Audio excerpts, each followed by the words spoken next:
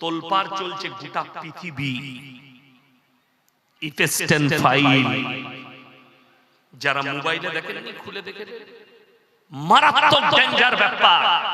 কেন আমি খালি নাম করব না, ঘটনা বলে বলে শুনিয়ে দিচ্ছি। আজ থেকে 8 বছর 10 বছর আগে আমি বক্তব্য দিয়েছিলাম, সেখানে মোবাইল অত ছিল না। কলকাতার বুকে আমার সঙ্গে ঝামেলাও হয়েছিল কিছু শিক্ষিত লোকের।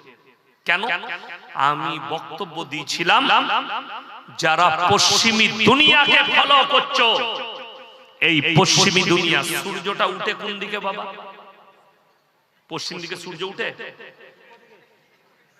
ও তো কিয়ামত শুরু করে দিলে আজ কি? কিয়ামতের আলামতের মধ্যে একটা আলামত হচ্ছে পশ্চিম দিকে সূর্য ওঠা। কি ওঠা? যেদিনে পশ্চিম দিকে সূর্য উঠবে সেই দিন থেকে মানুষের আর কোনো আমল আল্লাহর বারগাহে কবুল হবে না। এটা হাদিসে আছে। পশ্চিম দিকে যেদিন উঠে যাবে, তার আগে পূব দিকে সূর্য উঠে, তার মানে আলোটা প্রথম কোথায় থাকে? কথা বলেন না, পূবে। পূব দিকে সূর্য উঠলে আলোটা কোথায় আগে হবে? পূর্ব দিকে। আর ডুবে কোথায়? পশ্চিমে। যেখানে সূর্য ডুবে সেটা হচ্ছে অন্ধকার জগৎ, অন্ধকার জায়গা।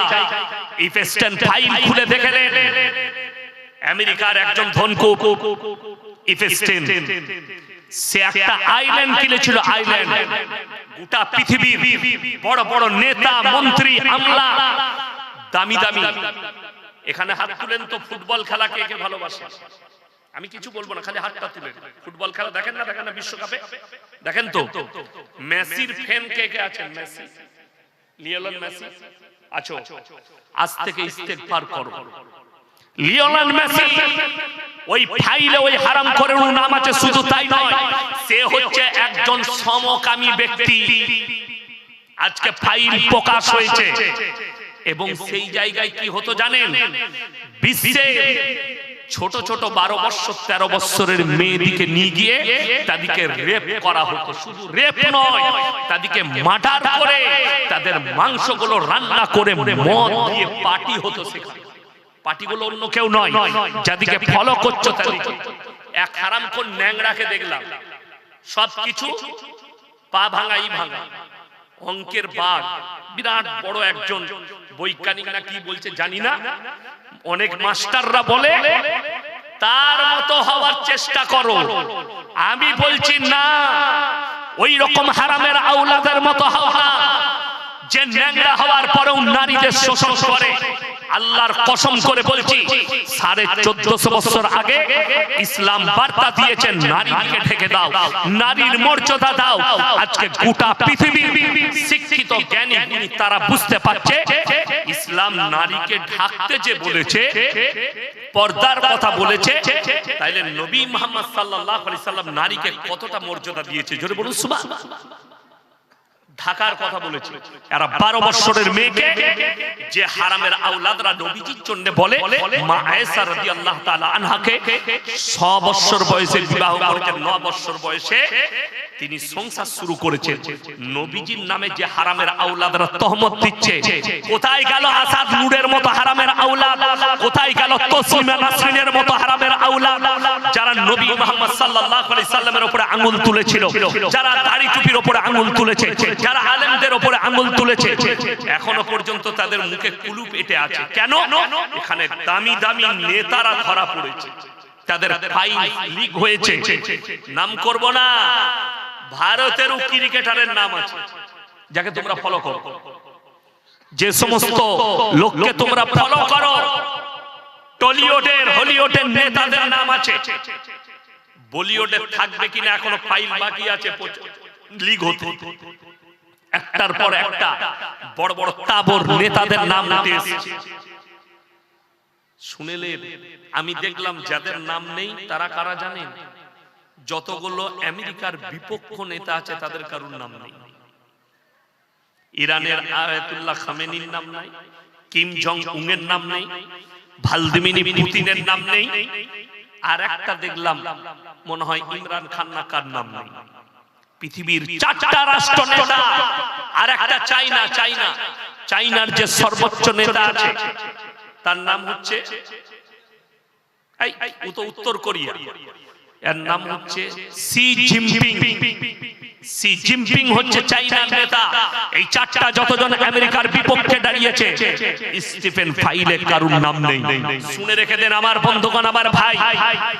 শুধু তাই নয়, সেখানে যেভাবে অত্যাচার হয়েছে বাচ্চা মেয়েদের উপরে, শুধু তাই নয়, সেই মেয়েরা প্রেগন্যান্ট হয়ে গেলে সেই আইল্যান্ড থেকে বেরিয়ে আসার রাস্তা ছিল না।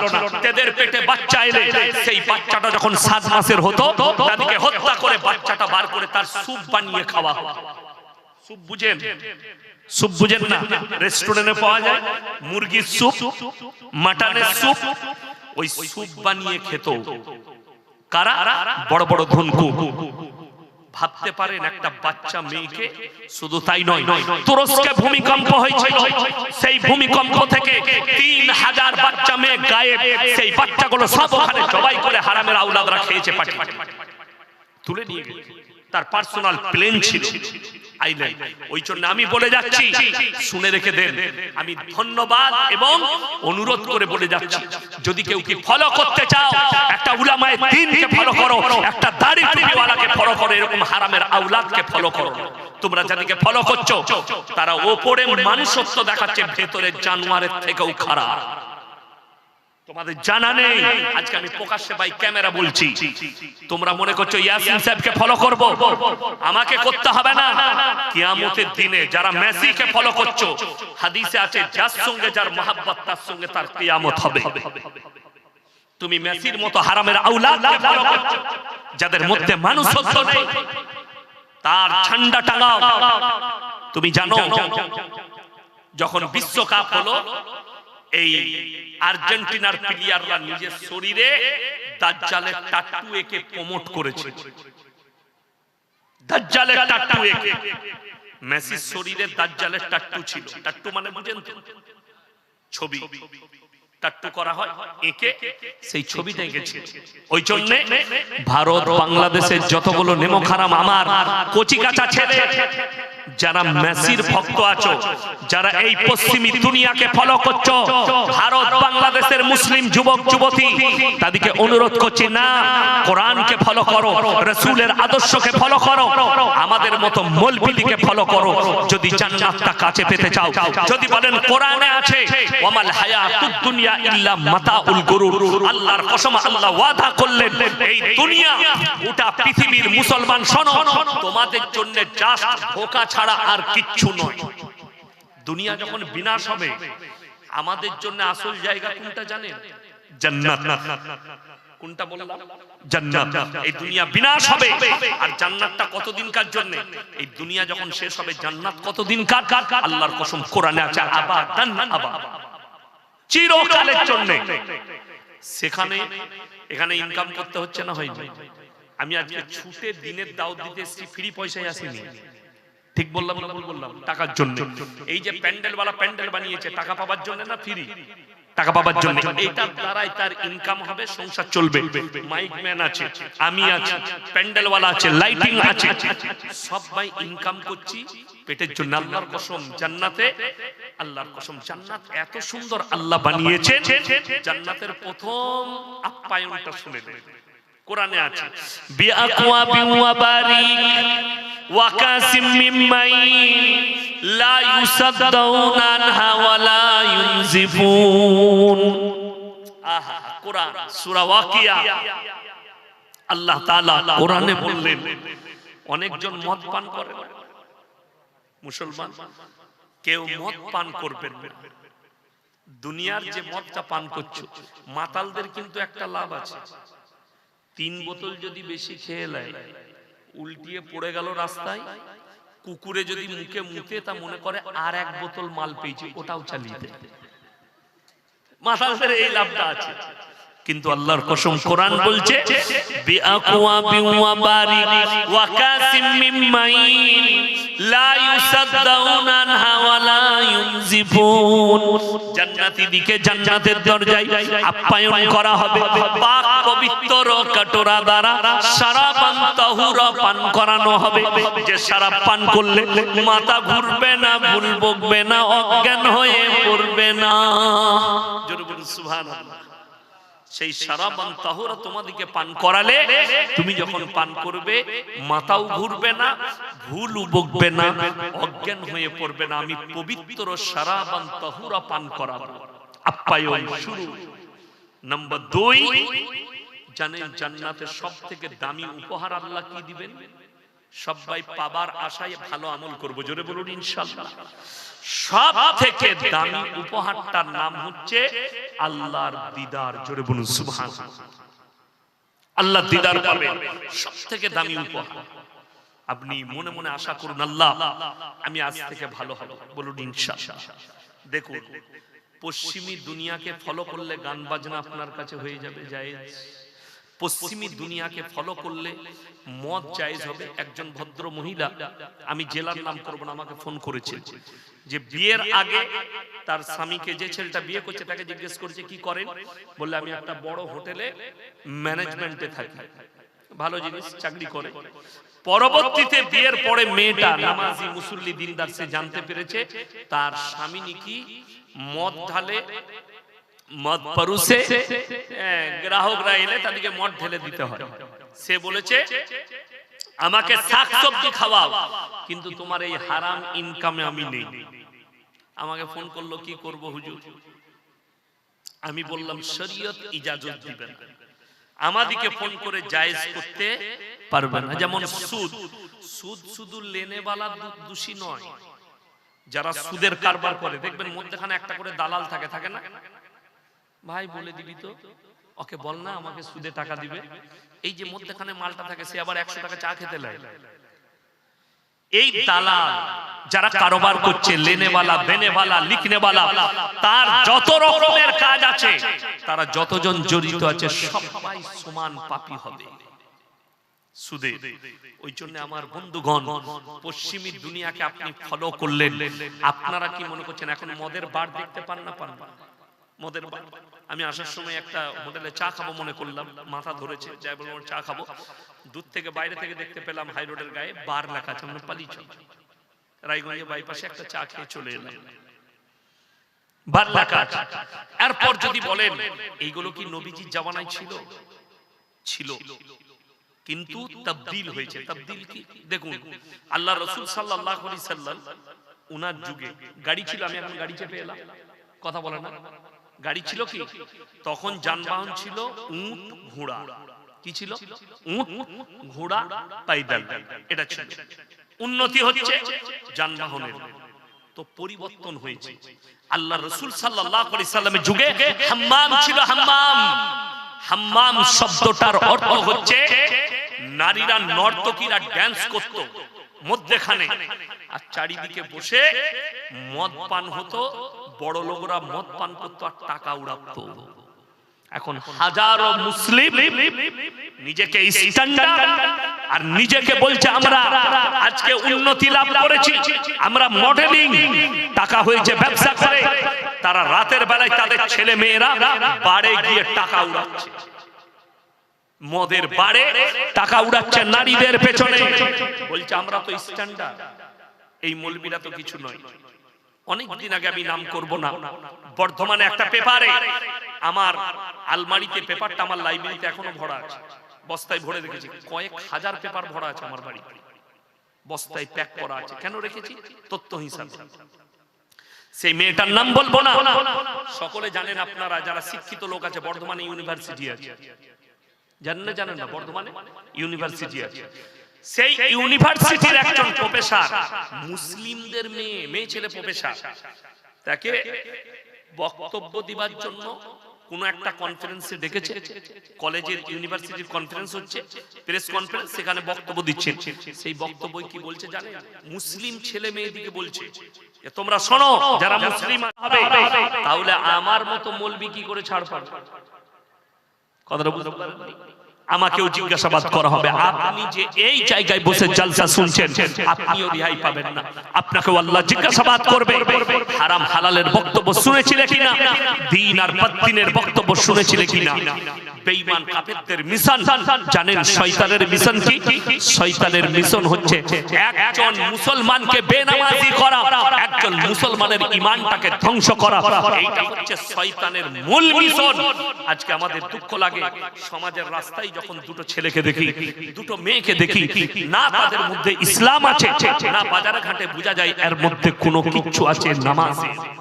খালি আমাদের মতো মৌলবীদিকে দেখা হলে হুজুর একটা সেলফি তুলবো, আমার সাথে ফটো তুলে নিলে যদি জান্নাত পাওয়া যেত, হারাম করে আমি আর জলসাই করতাম, তোদিকে ফটো তুলে দিতাম, সব জান্নাতে ঢুকে যেত। জুতো খাবি আমার ফটো দেখানো, যে হুজুরের সাথে ফটো তুলেছে, নামাজ কিন্তু পড়ে না, রোজা কিন্তু রাখে না, দাড়ি কিন্তু রাখতে পারে না। আপনি ইমানদারির সঙ্গে বলুন তো, আপনার মসজিদের ইমাম যদি দাড়ি চাচে তার পেছনে নামাজ পড়বে? কথা বলে না, বলে তাকে তাড়িয়ে দেয়। কেন? ইমাম সাহেব দাড়ি চাচে তার পেছনে কেন নামাজ পড়বো? ইমাম সাহেব দাড়ি চাচলে তার পেছনে নামাজ পড়বে না, তুই দাড়ি চাচে ইমামের পেছনে কি করে পড়িসবে? খালি ইমামের জন্য হারাম আর তোমার জন্য হারাম। আজকে আমাদের সমাজের অবস্থা এত খারাপ, যদি কোনো মৌলবি বিড়ি খায় তার পেছনে নামাজ পড়বে? কথা বলে না, সমাজ বলবে একে তাড়িয়ে দে, বিড়ি খাচ্ছিল, মৌলবি সাহেবের পেছনে নামাজ হবে না। ইমাম সাহেব বিড়ি খেলে তার পেছনে নামাজ হবে না, আর তুই বিড়ি না খেলে তোর হাগাই হবে না। হ্যাঁ, ফজরের নামাজ পড়ে পায়খানা ঘরে ঢুকে বিড়ি টানছে, তাহলে ওরা পায়খানা হবে না এমন অভ্যাস করেছে। তাহলে তুমি ভেবে দেখো, তুমি বিড়ি খেয়ে ইমামের পেছনে নামাজ পড়বে, তোমারটা হবে আর ইমাম খেলে হবে না? তোমার বিবেককে জিজ্ঞেস করো, আমি বাধা দিতে আসি, যা পারবে করো, কিয়ামতের দিনে পাকড়াও হবে যে তুমি নিজের জন্য যেটা ইমামের জন্য হারাম ভেবেছো। আপনারা ভেবে দেখুন, লটারির টিকিট যদি হালাল হতো আমরা মৌলবীরা কাটতাম না? কাটতাম না। আপনারা তো আমাদেরকে বেতনই দেন না। মসজিদে বেতন দেয় 5,000, 4,000, 6,000 টাকা বেতন, তারপরেও একটা মৌলবী লটারি কাটে না। আর আমি আপনাকে দেখিয়ে দেবো, রায়গঞ্জ বাজারে হেমতাবাদে সে টোটো চালাচ্ছে, পার ডে 700 টাকা রোজগার করে, মাসে 21,000 টাকা। তারপরও হারামখোর বউকে বলছে টাকা নাই, গ্রুপ লোন লিগা। তারপরও হারামখোর সকালবেলায় লটারি কাটে, 100 টাকার লটারি, আর বাকি টাকাও সুদ দিতে দিতে চলে যাচ্ছে। আমি বাস্তব মোবাইল খুললে দেখতে পাবেন, মোবাইলে আছে ঘটনাটা 6 মাস আগেকার। বন্ধন লোন নিয়েছে, টাকা শোধ করতে পারছে না, প্রতি সপ্তাহে ব্যাংকের লোক আসে আর তার বউয়ের কাছ থেকে ডিম সিদ্ধ আর চা খেয়ে যায়। 6 মাস পরে তার বউটাই নিয়ে পালিয়ে গেছে। এটা আমি গল্প বলি না, হাসি চুটকি বলিনি, এটা বাস্তব ঘটনা বলছি। মোবাইলটা খুলে দেখো, পশ্চিমী দুনিয়াকে ফলো করার জন্য মোবাইল খুলেন, ফেসবুক খুলেন আর গুগলে সার্চ করুন। আমি বলিনি, কলকাতার ইন্টারন্যাশনাল খবর বলছে শুধু বারাসাতে, বারাসাত জানেন তো, বারাসাত, ওই বারাসাত টাউনে 6 মাসের ভেতরে 527টা না কটা বিবাহিত মহিলা পরকিয়া করে অন্যত্তরে পালিয়ে গেছে। এটা আমি বলিনি, পুলিশের খবর বলছি, একদম রিপোর্ট তলব হয়েছে, নবান্নে রিপোর্ট দিয়েছে যে এতগুলো মেয়ে স্বামী ছেড়ে অন্যর সঙ্গে পালিয়ে গেছে। এদের ফলটা কেন জানেন? পশ্চিমী দুনিয়া। এই পশ্চিমী দুনিয়া জানে, America, London, Britain, Japan, German, এই হারামের আওলাদরা জানে ইসলামকে ধ্বংস করতে গেলে এদের মধ্যে বিয়ের সিস্টেম রাখা যাবে না। এরা যেন ব্রিটিশ সাথে জিনা করে, এরা যেন মায়ের সঙ্গে জিনা করে, এদের কাছে যেন এগুলো কোনো ব্যাপারই না থাকে, তবে ইসলামটা শেষ করা যাবে। আর আমি বলে যাচ্ছি, এই মাদ্রাসা ওই জন্য টিকিয়ে রাখতে হবে, মসজিদ ওই জন্য টিকিয়ে রাখতে হবে। রাশিয়া, এই আপনার স্পেনে হাজার হাজার মাদ্রাসার মসজিদ মদের বার হয়ে আছে। জানেন কেন? সর্বপ্রথম এই বেঈমান কাফের ইহুদি নাসারারা চেষ্টা করেছিল যে ইসলামকে শেষ করতে গেলে এদের ব্রেনে ঢুকিয়ে দাও যে এই মৌলবীরা হচ্ছে নোংরা, এই মৌলবীরা সমাজকে বঞ্চিত করছে, এই মৌলবীরা নারীকে পর্দা থেকে বঞ্চিত করছে, দুনিয়া থেকে বঞ্চিত করছে, পর্দায় এনে এদিকে আগে ধ্বংস করো।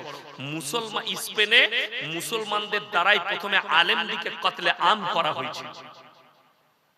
অথচ জানেন, এই ভারতের ইতিহাস বলছে, আমার কচিকাচারা শুনো, ইতিহাসটা পড়ে দেখো, দিল্লি থেকে লাহোর পর্যন্ত এমন কোন গাছ ছিল না যে গাছে আলেমদিকে ঝুলানো হয়নি। ইংরেজরা ঝুলিয়েছিল খালি জিহাদ করার জন্য ইংরেজদের বিরুদ্ধে।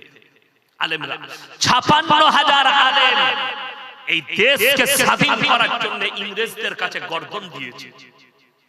আবার আমি আপনাদেরকে বলে যাচ্ছি, আমাদের মতো ১ কোটি আলেম এখন রেডি আছে কোরআনের জন্য, রাসূলের জন্য, ইসলামের জন্য নিজের গর্দন দিতে আমরা রাজি আছি। ১ কোটি মুসলমান। আমি আজকে এতগুলো কড়া বক্তব্য কেন দিলাম জানেন? পশ্চিমী দুনিয়ার কথা কেন বললাম জানেন? তারা পৃথিবীকে বলছে আমরা তোমাদেরকে টেকনোলজি দিচ্ছি, আসলেই আপনাকে অন্ধকার জগতে ঠেলে দিচ্ছে। তারা পৃথিবীকে বলছে আমরা তোমাদেরকে বৈজ্ঞানিক বানাচ্ছি। যে বৈজ্ঞানিকটার নাম বললাম তার ফটোটা ফেসবুকে ভাসছে, হাত পা দুটো রিকেট, সামনে কম্পিউটার লাগানো আছে, হাতগুলো এরকম বেঁকা, মালটা। সেই মালুই ওইখানে গিয়েছিল আইল্যান্ডে, এর কি কাজ সেখানে? বলছে এই লোকটাও নাকি ওই মেয়েদের মাংস খেত, এই লোকটাও। অথচ আমাদের হাজার হাজার মাস্টার বলছে তাকে তোমরা তার মতো হবার চেষ্টা করো, আর আমি বলছি না না না, তার মতো নয়, আমার মতো বুকা মৌলবি হবার চেষ্টা করো, মাথায় টুপি লাগাও। দুনিয়াটা কিছুই নয়। আপনি বলুন তো, যে লোকটা বড় লোক সে লোক বেশি দিন বাঁচে? কথা বলে না? আল্লাহ যার যতদিন হায়াত দিয়েছে ততদিন বাঁচবে না? বাঁচবে না। রুজির মালিক কে? রুজির মালিক যদি আল্লাহ হয়, আর যাদের বিশ্বাস নেই তাদেরকে বলছি তোমার জানা নেই, বর্তমানে বেশিরভাগ কোটিপতি লোক ৬০০ গায়কার সুগার, করেলা ভাজি আর পোড়া রুটি খায়। আপনি জলসায় এসে মাংস ভাত খেলে, আপনাকে আল্লাহ বলেছেন যেটা জুটবে সেটা খাবে। এর থেকে আপনি শুকর আদায় করেছেন যে আপনি রোগ মুক্ত? আপনাকে আল্লাহ সব খেতে বলেছে, আপনি কোনদিন শুকর আদায় করেছেন? শুকর আদায় করুন। আপনি যদি একটু সবজি ভাত খেতে পান আর খাবার পরে যদি হজম হয়ে যায়, মুম্বাই টাটা মেমোরিয়ালে চলে যান, অনেক এমন কোটিপতি আছে মুখ দিকে খেতে পায় না, গলায় লিক করা আছে, এইখানে নল ভরা আছে, নল দিয়ে খাবার যাচ্ছে। অনেকজন পায়খানার রাস্তায় পায়খানা হয় না, এখানে ফুটো করে ঝুলা টানানো আছে, অটোমেটিক পায়খানা হয়, সেই জানে না আমার কখন পায়খানা হচ্ছে। তাদেরকে দেখলে আল্লাহকে স্মরণে আসবে যে আল্লাহ আপনাকে কত ভালো রেখেছে। আমার একজন অন্তরের বন্ধু ওয়াসি ভাই, হঠাৎ শুনলাম ভাইয়ের ক্যান্সার। খুব ভালোবাসতেন, মুম্বাইয়ে জলসাতেও নিয়ে গেছেন ওসি ভাই। আল্লাহ জান্নাতি করুক, বলুন আমিন। বড় খিদমত গুজার, আলেমদের বড় খিদমত মহব্বত করত, আমার সঙ্গে ফ্রেন্ডলি কথা বলতেন, ইয়ারকি মারতেন। হঠাৎ শুনলাম ভাইয়ের ক্যান্সার। ভাই দুনিয়া ছেড়ে চলে গেল, সোনার ব্যবসায়ী, টাকা আছে আমার ভাই।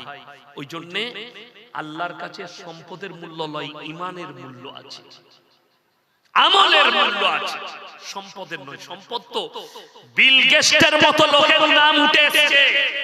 কার নাম বললাম? বিল গেটস, এলন মাস্ক, এই সব হারামখোররা ওখানে যেত, আর আপনি তাদেরকে ফলো করেন। এরাই তো হচ্ছে পৃথিবীর সবথেকে নোংরা জগতের লোক। অথচ আমাদের সমাজ মনে করে এরাই দামি দামি লোক। আমাদের মতো মৌলবীরা মূর্খ, এরা কি জানে, এরা কি করবে? আমার বন্ধুগণ, আমার ভাই, অনুরোধ করে বলছি, আপনি যাদেরকে ফলো করছেন এদের কাছে ঈমান বলে কিছু নেই, আর আল্লাহর কাছে মূল্যবান জিনিস হচ্ছে আমলটা নেক, আমলটা সৎ, আমলটা। কোরআন বলেছে শোনো, যদি আমার বক্তব্য কোন হিন্দু ভাই, দলিত ভাই, আদিবাসী ভাই শুনেন, তাদেরকে অনুরোধ করে বলছি শুনে যান। কোরআন এত সুন্দর, ইসলাম এত ভালো বার্তা দিয়েছে। 1400 বছর আগে আমার আল্লাহ বললেন তোমরা শুনে নাও, পৃথিবীর মানুষ, কোন মানুষ যদি কোন মানুষকে অন্যায়ভাবে হত্যা করে, সে যেন গোটা মানব জাতিকে হত্যা করলো। কোন মানুষ যদি কোন মানুষের উপকার করে, সে গোটা মানব জাতির উপকার করলো। আমি 2 তারিখে, জানুয়ারির 2 তারিখে মুম্বাই ছিলাম। তো আমার কাছে একটা ফোন এলো। ফোনটা আমাদের পুরুলিয়া ডিস্ট্রিক্ট থেকে, ছেলেটার নাম হচ্ছে বাবু লোহার। কি নাম বললাম? বাবু লোহার, মানে হিন্দু ছেলে। তো সেই ছেলেটা আজ থেকে 7-8 বছর আগে আমি যখন বাড়ি যাই, আমার বাড়ি হচ্ছে দিল্লি রোডের ওপরে, কলকাতা টু দিল্লি রোড, সেই রোডের ওপরে পানাগড়ের নাম শুনেছে? পানাগড় যেখানে মিলিটারি বেস আছে, ওর পাশাপাশি আমার বাড়ি, গ্রাম, হাই রোডের ওপরে। তো আমি একটা হোটেলে প্রত্যেকদিন চা খেতাম, ওই ছেলেটা আমাকে চা দিত। টাকা আমি জিজ্ঞেস করলাম, এই কোথায় বাড়ি তোমার? তো আমার ওখানে পাশে একটা ভাইয়ের বিয়ে হয়েছে, মেজো ভাই, সেই গ্রামে বাড়ি, বাইরে না নাম গ্রাম। আমি বললাম কত করে বেতন পাও? বলে স্যার আমাকে প্রত্যেকদিন রাতের বেলায় ডিউটি করি, সকাল 6টা পর্যন্ত, সন্ধ্যে 6টা থেকে 100 টাকা করে দেয়। আমার বললাম 100 টাকায় কি হবে এই যুগে? তো আমি বললাম যে তুমি কতদূর পড়াশোনা করেছো? বলে স্যার আমি বিএ পাস। আমি অবাক হলাম, আমার থেকেও বেশি পড়া, বিএ পাস, আমরা তুমি এই কাজ করছো? বলছে স্যার আমার বাবা খুব অসুস্থ, মা অসুস্থ, বোনের বিয়ে দিতে হবে, আমার কষ্টের জন্য আমি চলে এসেছি, কোনো কাজ পাইনি। এমন একটা কাজে যাবি মুম্বাই, আমার ভাইরা ভাই আছে, বড় কারখানা এমব্রয়ডারি, তো তার কাছে গিয়ে কাজ করো, 15,000 বেতন পাবে, খেয়ে দে, তুমি পুরো টাকাটা থেকে যাবে। বলে স্যার পাঠিয়ে দে। টিকিট করে পাঠিয়ে দিলাম। সেখানে 4 বছর ছিল, বোনের বিয়ে হয়ে গেল। সেদিনে ফোন করেছে, আমি বললাম কোথায় আছিস রে বাবু? বলে স্যার আমি এখন পুরুলিয়া একটা আশ্রমে আছি। এমন তো হঠাৎ এতদিন পরে ফোন করলি, 1 বছর পরে? বলছে স্যার আপনাকে আমি মৃত্যুকাল পর্যন্ত ভুলতে পারবো না। কেন বলুন তো? সেই লোকটা অমুসলিম, আমি তার ধর্ম দেখে জাস্ট তার উপকার করেছি, উপকার করেছি। আমার রাসূল সাল্লাল্লাহু আলাইহি সাল্লাম বললেন, বাড়ির পাশে কে বসবাস করছে দেখো না, সে হিন্দু হোক, সে দলিত হোক, সে আদিবাসী হোক, সে খ্রিস্টান হোক, ক্ষুধার্ত হলে খাবার দাও, বস্ত্রহীন হলে বস্ত্র দাও, বিপদে পড়লে পাশে দাঁড়াও। এটাই হচ্ছে রাসূল সাল্লাল্লাহু আলাইহি সাল্লামের আদর্শ। কোন নিরীহ মানুষকে কেউ যদি হত্যা করে, সে যেন গোটা মানব জাতিকে হত্যা করলো। আপনি ভেবে দেখলেন এই হারামখোররা যারা এই জায়গায় ইপেস্টেন ফাইলে যাদের নাম এসেছে, তারা হাজার হাজার বাচ্চা ছেলেকে, বাচ্চা মেয়েদিকে হত্যা করেছে। কতগুলো বাচ্চা মেয়ে আপনি ভেবে দেখুন তো। ওই মেয়েটা যদি আজকে, এখন আমার মনে হচ্ছে, আমার ছোট মেয়ের মুখটা মনে পড়ছে, যদি আমার ওই মেয়েটা হতো, আমার মনে পড়ছে মেয়েটা হতো। এখন বিশ্বের কাছে দাবি, পারবে কি গোটা বিশ্ব, পারবে কি বিশ্ব আদালত এই হারামখোরকে ফাঁসির মঞ্চে ঝুলাতে? মুআম্মার গাদ্দাফিকে জেলের কুঠরিতে ভরে আমেরিকা তাকে হত্যা করেছে। সিরিয়ার, আপনার লিবিয়ার রাজা মুআম্মার গাদ্দাফি, তাকে হত্যা করেছে আমেরিকার মতো হারামের আওলাদ। অথচ জানেন এই হত্যা করার পরে লিবিয়ার হাজার হাজার ওই 12 বছর 13 বছরের মেয়েদিকে আমেরিকার সেনারা ক্যাপচার করে নিয়ে গিয়ে ওখানে ভরে দিয়েছে এবং তাদেরকে রেপ করে হত্যা করে দিয়ে তাদের মাংস রান্না করে খেয়েছে। আপনি ভাবতে পারেন মুআম্মার গাদ্দাফি, সাদ্দাম হোসেনকে ফাঁসি দেওয়া হলো। 10 বছর পরে প্রমাণ হলো, আমেরিকার বিশ্ব আদালত প্রমাণ করলো সাদ্দাম হোসেনকে যে অপরাধে মারা হয়েছিল, সেই অপরাধের অপরাধী সাদ্দাম হোসেন ছিল না, ভুলভাবে মেরে দিয়েছে। তাহলে ভুলভাবে যে মালটা মেরেছে জর্জ বুশ, সে তো বেঁচে আছে, সে মালকে ফাঁসিতে টাঙা পেরেছে টাঙাতে? না। কেন? আল্লাহ রাসূল সাল্লাল্লাহু আলাইহি সাল্লাম বলেছেন, আল্লাহ রাসূলের হাদিস শুনেলেন খালি কত সত্য। আখিরি জামানায় এমন একটা যুগ আসবে, সত্য বিলুপ্ত হয়ে যাবে আর মিথ্যা প্রকাশ পাবে। আল্লাহ রাসূলের হাদিস শুনেলেন, আপনার গায়ের কাঁটা লোম হয়ে দাঁড়িয়ে যাবে। নবীজি 1400 বছর আগে বললেন, কিয়ামত কাছে এসেছে, তোমরা বুঝতে পারবে, কিয়ামত সংগঠিত হতে চলেছে, তোমরা বুঝতে পারবে যখন দেখবে অশিক্ষিত মূর্খরা সমাজের নেতৃত্ব দিচ্ছে আর শিক্ষিতরা চুপচাপ বসে দেখছে। আপনি অবাক হবেন, ভারতের বড় বড় অর্থনীতিবিদ তিনারা চুপচাপ বসে আছে আর মূর্খরা তারা সমাজের নেতৃত্ব দিচ্ছে। আপনি ভেবে দেখুন তো, আপনার মসজিদের ইমাম একজন মাতালকে রাখবেন?